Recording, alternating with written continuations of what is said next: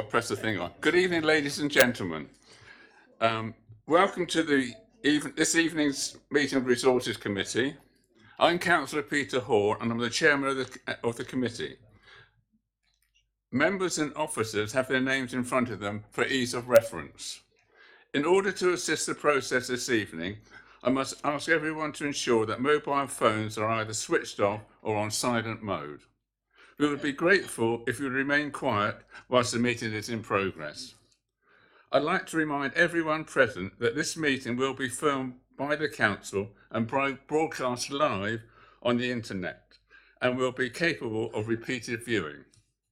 Finally, there are no planned fire drills this evening. If the fire alarm sounds, please evacuate the building immediately via the emergency doors on the left or the way you came into the building. Thank you.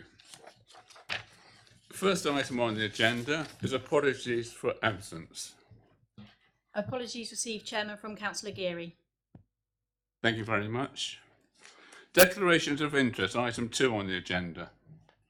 Yeah, item 2. Item 3 on the agenda, minutes of the previous meeting, to confirm as a correct record the minutes of the last meeting held on the 30th of August 2017. Right, have Councillor Mr Darren Wilkes will propose and the Vice Chairman, Councillor Trish Jameson, will second. Can I put that to the vote, please? Thank you very much.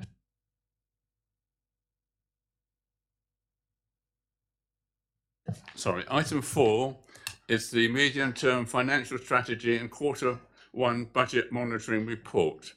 And I'd like to ask Mr Dan Povey to introduce this, please. Thank you, Chairman, and good evening, members. The medium-term financial strategy report that's before you today is written against a background of significant financial uncertainty. Perhaps I'll just highlight two areas of significant uncertainty to members. The first is that we are, of course, still waiting for the Secretary of State's decision on whether local government reorganisation will go ahead or not. The medium-term financial strategy identifies a budget gap, savings required from 2019-20, and the report assumes that Christchurch will have to address that budget gap. If the Secretary of State does support local government reorganisation, it will of course be the new Unitary's authority's job to balance the books in 2019-20. The second main area of uncertainty and the cause of having 3 different scenarios for the medium-term financial strategy is what we call the tariff adjustment. Perhaps I could ask members just to turn to page 13, where there's a table at the top which just goes through what the tariff adjustment means for this council. What it is, it's basically a cheque to the government. You could term it negative revenue support grant if you wanted. It's a way of the government redistributing resources from councils where it sees them as having a solid financial base, if you like, to areas where their need is greater, perhaps councils that provide adult social care and the like. But what you'll see is that it appears in 2019-20 at £375,000.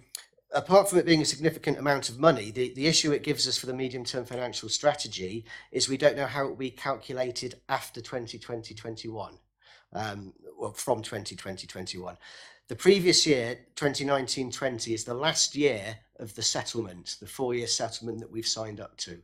So 2021 will be the new settlement, and the various scenarios that we've got model different increases to that tariff adjustment, going from the best case, which is really an inflationary increase, up to the worst case, which is an 80% increase in the tariff adjustment. That could obviously significantly alter the savings targets in the future years of the council. The midpoint is the officer's best estimate for where we think we should be pitching the savings target. In terms of the medium-term financial strategy, there's quite a lot of detail in the report of the various scenarios, but the table which pulls it all together is really on page 16. That gives you a summary of the savings targets for each of the scenarios in the MTFS. So in the best case, as you can see, there isn't a savings target at all, but that is probably a bit optimistic. The worst case is that over the next 5 years, the council would have to save just over 1.1 million. But the best estimate at the moment is that savings of 600,000 would be required. What members will see from all of the scenarios is that we're balanced in 2018-19. So next financial year, we're expecting to have a balanced budget, which is obviously a good thing because it gives us time to address the budget gap the year later. As you'll see from the figures, it's not a cliff edge position for Christchurch Borough Council. The gaps are relatively modest. Next year is balanced. And so the finances of the council are in pretty good shape. It's the tariff adjustment that hits us in 2019-20 that really causes us an issue. Budget discussions to date haven't identified any really significant budget gaps, budget pressures in services. It is not impossible that the budget gaps there will reduce as we go through the budget process. And as members will see in Appendix 2, the Q1 position for the current financial year is a very modest revenue surplus, and in all intents and purposes, the budget balances for this year. So a pretty solid financial base. Perhaps the last comment I'll make with this brief introduction, Chairman, is that, of course, the council's got a proven track record of delivering efficiencies in the past while protecting services, and testament to that is in the efficiency plan on page 21 of this report, which shows Christchurch has saved £843,000 per annum on an ongoing basis from the revenue budget since 2010, largely through partnership working with various other councils in Dorset. That was a pretty brief highlight of probably the main parts of the MTFS, Chairman, but I'll be happy to answer any questions. Very much. I think a very comprehensive and very good report. Thank you. On page 17, 4.20 D, it mentions how the MTFS is modelled, and D is acceleration in house building to increase the tax base. We've got in our local plan, and we've got coming forward the Roshot housing development, and I just wondered whether it was included in these figures, or if so, which year, or over which years. Is there anything included in there? Yes, thank you. The answer is no. It's not currently included in there.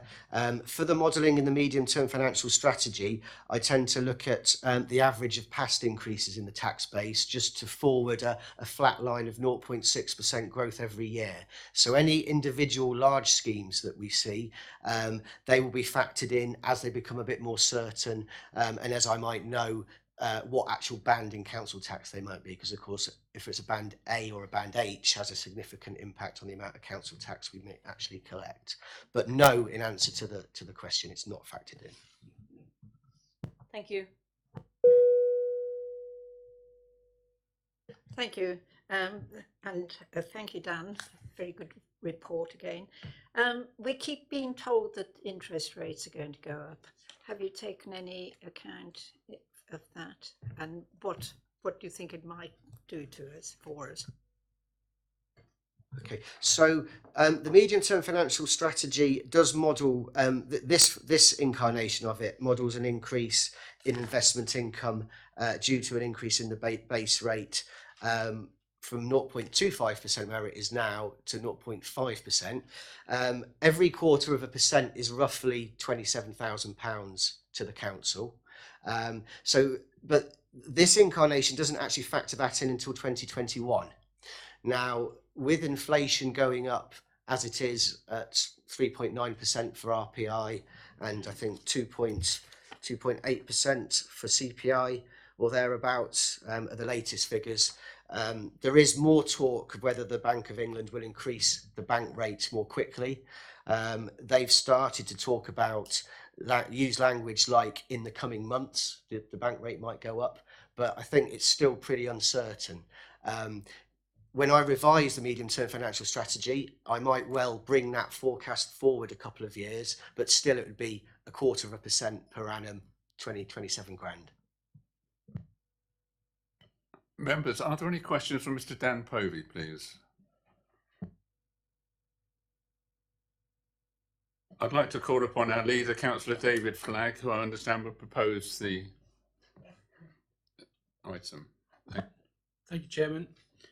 Can I just first of all say thanks to Dan for the report this evening. Clearly, one of the issues we have is that we don't know what the answer is going to be from the Secretary of State, but I'm confident that our officers will do everything that they can to ensure that we move forward on an even keel on this, and happy to propose that we note the report, Chairman. Thank you very much, Leader. Vice Chairman, Councillor Trish Jameson, please. Thank you, Chairman. I'm very happy to second this. I think it's an excellent report, and I think you tell us the truth, I think, in a very clear manner. Thank you very much. I'm happy to second. And thank you. And what I would like to do is have it minuted, because I think the officers have done a brilliant report. It's halfway through the 4-year programme. They've got it right. They've got the first 2 years right, and the next 2 years we're in good shape. So we're in fine fettle through our officers, which I think they should be congratulated on. So I'm very happy to support. And I will be voting on every item on the agenda tonight. Thank you. Councillor Colin Bungey.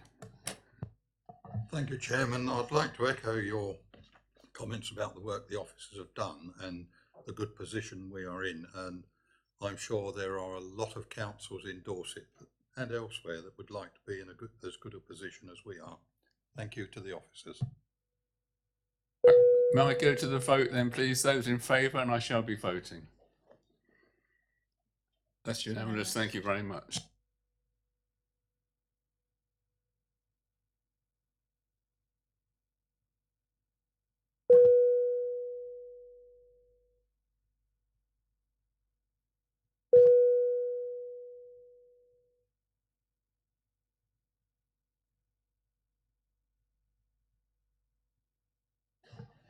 Thank you. This report recommends that the proposed schedule of fees, which are set out in Appendix 3 to your report, be approved. That's fees for pre-application advice, and that also proposed changes to provision of planning advice to the general public, which is set out in paragraphs 2.12 of your report, also be approved. Charging for pre-application has been in place at Christchurch Borough Council since about 2008, although we haven't been charging for householders. In 2014, members agreed a revised charging schedule, which also introduced a fee for householders and made changes to the way in which we provide advice to members of the public through the duty officer service. However, these changes were not implemented due to the raft of challenges that were facing the Development Management Service at that time, which in turn meant that successful delivery of a paid pre-application service couldn't be guaranteed. And so, to avoid risk of reputational damage, implementing the changes was held in abeyance. More recently, performance for the speed and quality of determining applications has improved significantly, such that in the last 2 quarters we've maintained performance at a level which accords with government targets, and therefore we're now in a position where we can successfully implement a revised charging schedule for pre-application advice. If I can just take members to the bottom of page 32 of your report, paragraph 2.10 sets out the benefits of having a formalised pre-application service for our customers.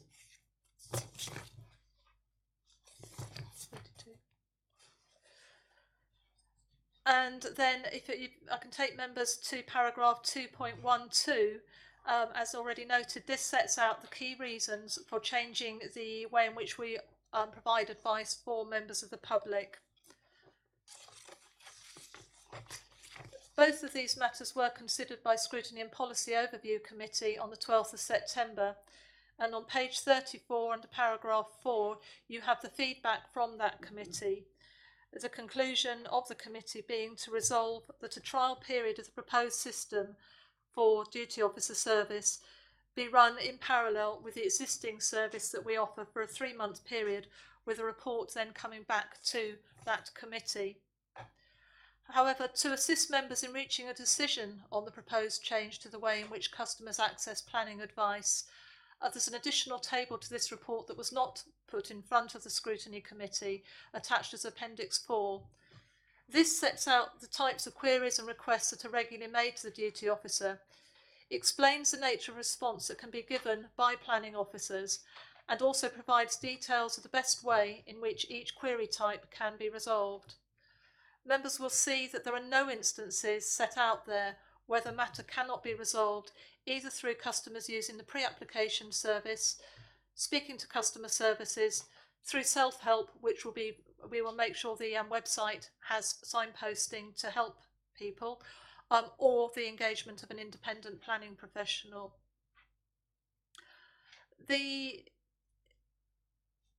So whilst there will no longer be a planning duty officer, there will instead be a customer services officer available throughout the working day, which will actually provide a longer period of time than is currently available, as planning officers only offer service in the morning.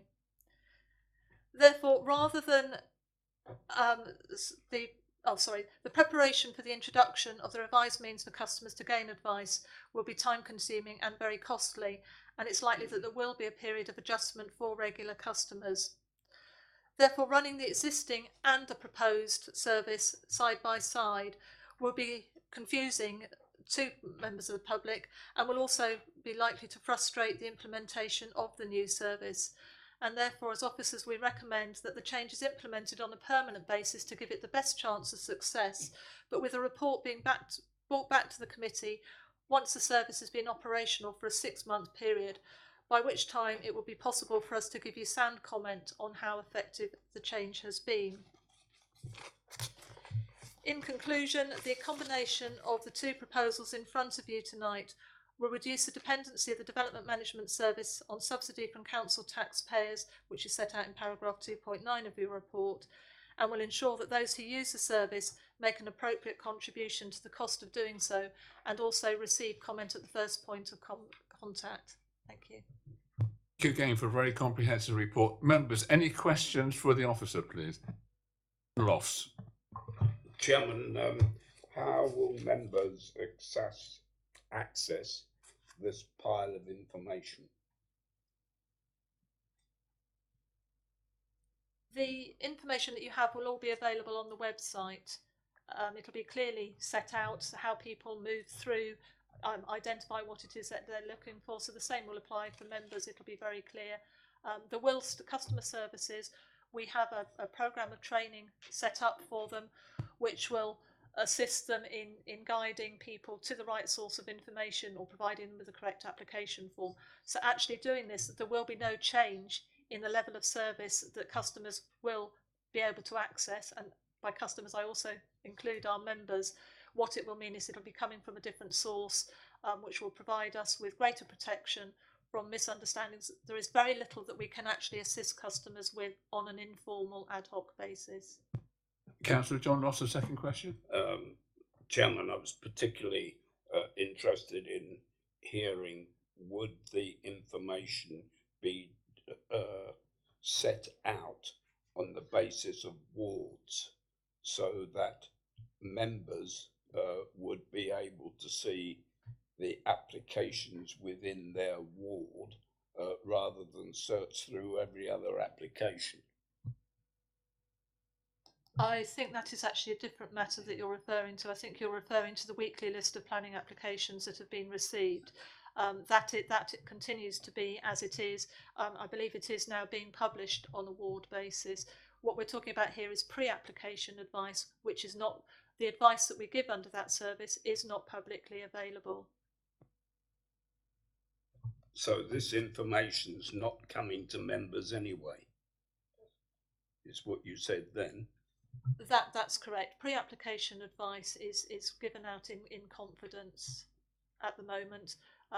So there will be no change in what members can access in terms of the advice that is being given. That is the advice on development proposals. general advice for people on how they can access information to the planning system will be available on the website. Councillor Ross, you'll still get your weekly planning list of all the recommendations. Any more questions for our officer? The Vice Chairman, Chris Jameson, please. Thank you, Chairman. I don't know if I'm being thick or what. At the bottom, page 34, it said the community services resolved that a trial of the proposed system be run parallel with the duty officer service for 3 months, with a report coming back. And then at 4.4, you're saying it's recommended that the change be implemented on a permanent basis, with the report being brought back after 6 months. Has the recommendation been overlooked, or am I talking about something else? No, the situation is that is what was recommended by the scrutiny committee. However, to operate 2 systems in parallel would be exceedingly challenging. I think it would be very confusing for our customers, and it would not give the greatest chance of success for the new service to be implemented. So what you have here is an officer recommendation to implement on the basis of it being a permanent change, and at the end of 6 months we would bring a report back to the committee or to the committees setting out the implications of the change in the service and how well it's been operating, by which time it will have been given the best possible chance of success. Councillor Leslie Dedman, please. Are you asking me to propose this? Yes, please, if you will. I'd be very kind. Thank you. No, I don't know. Are there any other questions? Yes, I'm very happy to propose it. I think that a lot of work has been done to get the planning department in a position to actually implement what was put before us in 2014 and which should have been implemented. I think that as well, giving a trial, it won't even be a trial period of 6 months. It will be implemented properly, and it's going to work properly. And I think overriding scrutiny's recommendation is a good thing. So, not for the sake of overriding it, please don't get me wrong, but a good thing in the sense that we want to give this a chance. And there may be teething troubles, but I think the report in 6 months will be a good one. So I'm very, very happy, Chairman, to propose it as it is set out with recommendations A and B.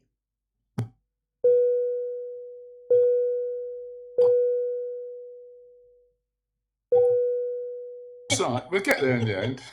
Got the right sign there. I'd like to second as I'm the only other member on the planning committee, and I do think that under Jane Lynch, it does seem to be we're streamlining planning. There's a lot of work to do, and I think she's tackled it extremely well. So I'm very pleased that I can second this proposal.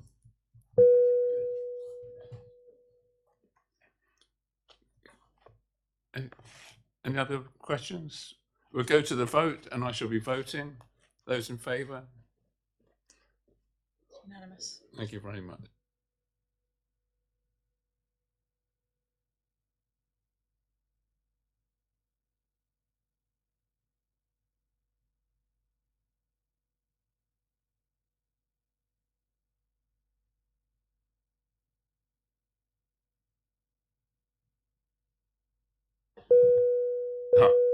Right one. Right. Thank you, Chairman. I'll be very brief. The report sets out why the policy we've had has been reviewed, and the policies are at Appendix 1. It went through the Scrutiny and Policy Overview Committee on the 12th of September and was unanimously approved by that committee. And it's also been through the East Dorset cycle as well. And as part of that, some slight amendments are made to 4.3 and 5.3, which basically increased ward and key member involvement. The report and the policy has now been adopted by the East Dorset Cabinet, so there's some consistency about how we approach the property and asset management. The report sets everything out. I'm happy to take any questions if members have got any. Thank you. Thank you very much, Mr. Harwood. And what I would like to point out, members, on page 56 and on page 66, you've got 5.2, and of course that is an error, so please eliminate that from the agenda. Thank you very much. Any questions?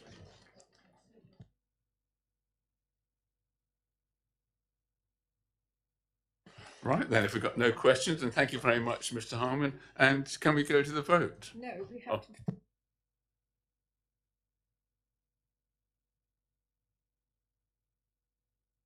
Cameras. Right. But we've got a proposer. The Vice Chairman, Trish Jameson, will propose. Thank you, Chairman. Very happy to propose this as set out. Very good report. I don't think we have here a huge amount of these applications, do we? But anyway, it's just as well to have it all sewn up and so everyone knows what's happening. Thank you. Happy to propose. Thank you very much. Councillor Bernie Davis, I understand you were second. Yes, thank you, Chairman. It's all been said, so I'm very, very happy to second. Thank you. This time I get it right. We are going to the vote. Unless there's any debate, Chairman. Any more debate? No. Any debate? If you want debate, we have debate on it. I did ask just now. No debate. No? Councillor Colin Bunge, you want to say something? Right. Thank you, Chairman. I wonder whether we were going to have any debate tonight.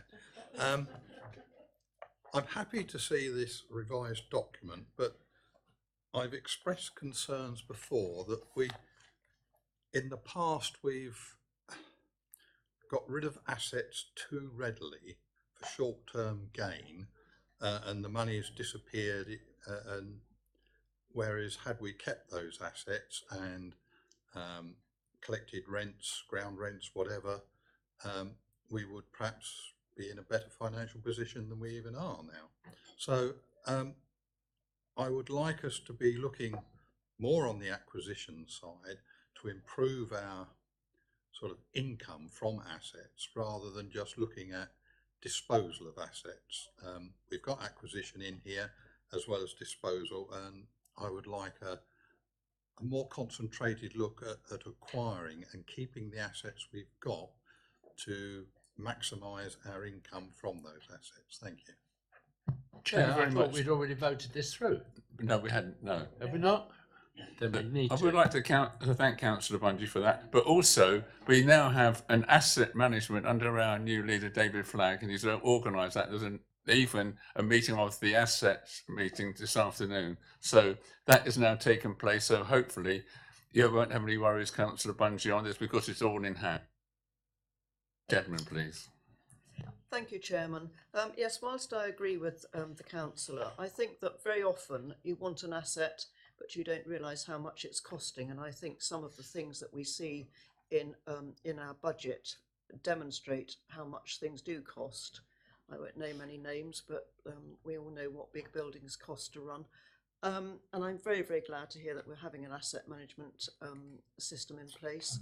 And I think that will help us tremendously to realise what we have got and to put it into better frame. Thank you very much. Any further questions?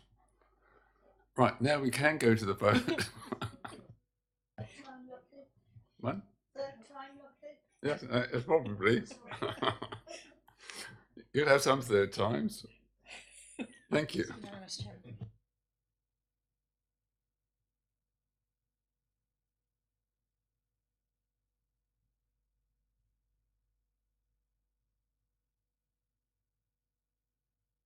Review of the policy and procedure of disposal of small areas of amenity green space. Thank you, Chairman. Good evening, members. Similarly, this amended policy was adopted by East Dorset Council at a cabinet meeting on the 4th of October and also approved by the Scrutiny and Overview Committee on the 12th of September.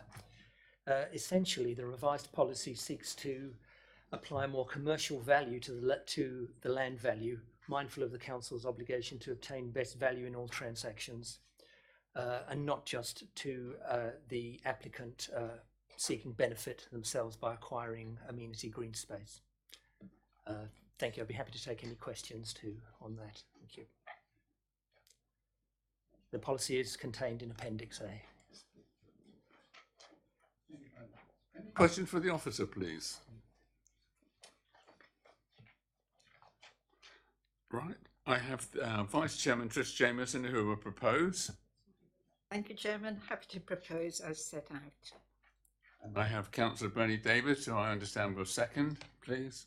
Yes, I will second. Quite happy to do that. It's funny that one of my constituents, rang me this morning asking how they went about obtaining an amenity space. Now we all know. Thank you very much for that, officer. Thank you. Thank you very much. Any further questions? If not, we'll go to the vote of Councillor Leslie Dedman, please. Thank you, Chairman. It's not a question, it's a point of debate, really, or comment that whilst I think this is a very good report and we certainly need to have it before us, I'm a bit concerned at the mention by the former presenter and this presenter as to the fact that East Dorset are doing the same. And I think we should stress very much that we do what we do and East Dorset do what they do. We're sovereign councils. I agree that it makes life easier if we all do the same thing, but we are doing this for our own reasons and not for East Dorset reasons. Thank you very much. A very well put point, and I agree with you. Further questions for the officers? We go to the vote, please, and I shall be taking part. Those in favour? Unanimous again. There's an extra item on the agenda. We're going to have it as 7B. It is the presentation of a meeting on behalf of the council on the Dorset Waste Partnership Committee, and we have Councillor Margaret Phipps who's going to propose this or introduce it. Thank you very much. Well, thank you, Chairman. I'll just say a few words on it, really. Sorry you got this at the last minute. It's already been to Community Committee, and those of you that are on that will have seen it. But it's just to update you on what happened really at the last meeting, which myself and Councillor Trish Jameson attended. The first item you'll see in decisions impacting on the council is that there is currently a predicted underspend yet again for the Dorset Waste Partnership at this point in the year. We have to see how that pans out towards the end of the year, of course, but at the moment things are looking good. Take you down to the budget equalisation reserve, where there are currently 1 million held in funds, and we have a share in that. It may obviously be required at some point, but our share is nearly £39,500. And then a decision will be required at the end of the year if the current underspend continues as to whether the committee will decide as to whether all the councils actually get a refund or put the underspend back into the equalisation reserve again. So we'll come to that at the end of the year.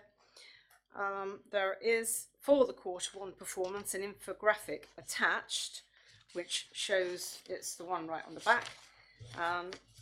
Community, a few people are a little confused, but you'll see to the top left of each item there is a target with an arrow in it. That is the target, and then the actual boxes show you where we are or where they are at the moment in meeting the targets. As far as the underspend is concerned, if I go back to that, there's also an infographic about that shows you where the current underspend has come from. I think the other items, vehicle replacements, garden waste, and the internal audit progress report are just standard items.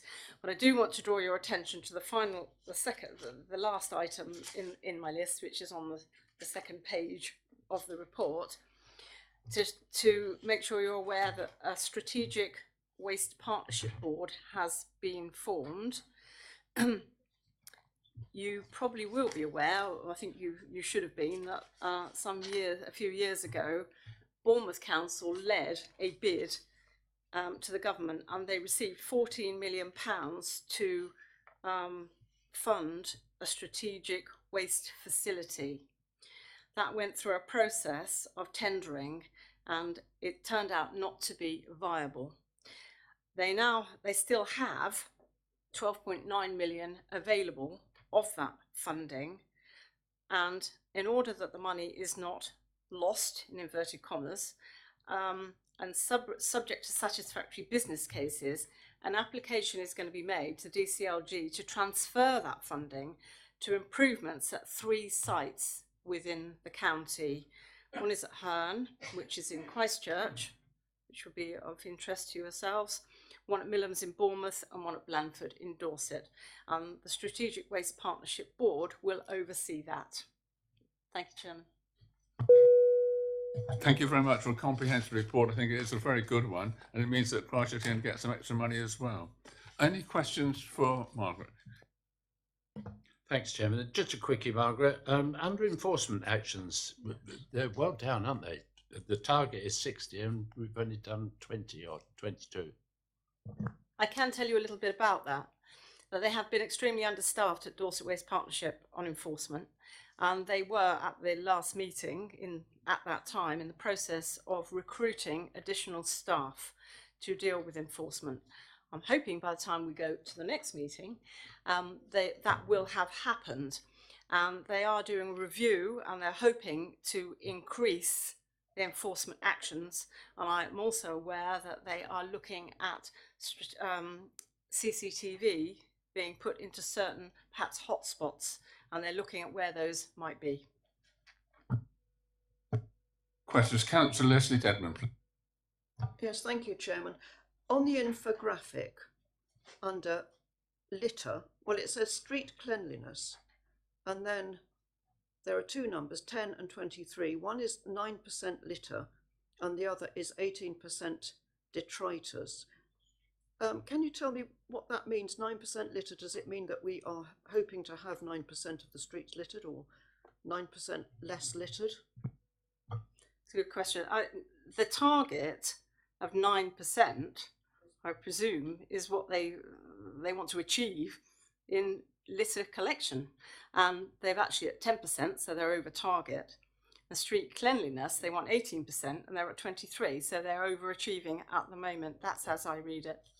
But obviously, you have to read this the same as me.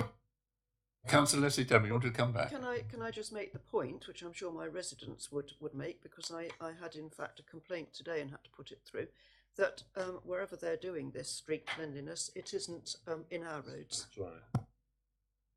Any further questions for Councillor Mark? Thank you, Chairman. I hear what Councillor Dedman has said. If you walk round some of our streets and the high street at certain times of the day and the weekend, you'd say they hadn't been cleaned for weeks.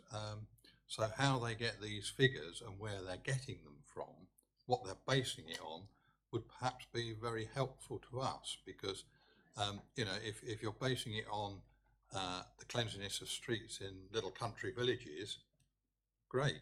But if you're basing it on the cleanliness of some of our major towns, that's a totally different matter. Thank you. Councillor Margaret Fish, would you like to answer that? I did just a comment on that. These are Dorset-wide figures for the Dorset Waste Partnership area, which doesn't include Bournemouth and Poole, but it includes the rest of the county.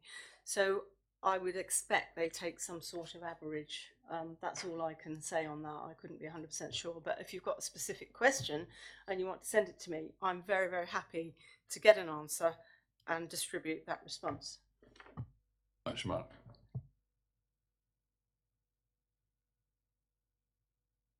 We'll go to the vote then, and I shall be voting in favour.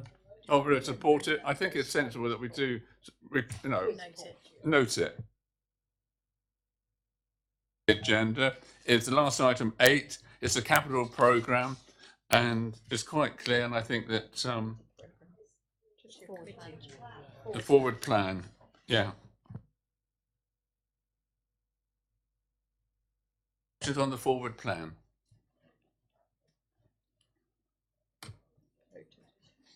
So we note that. Yes.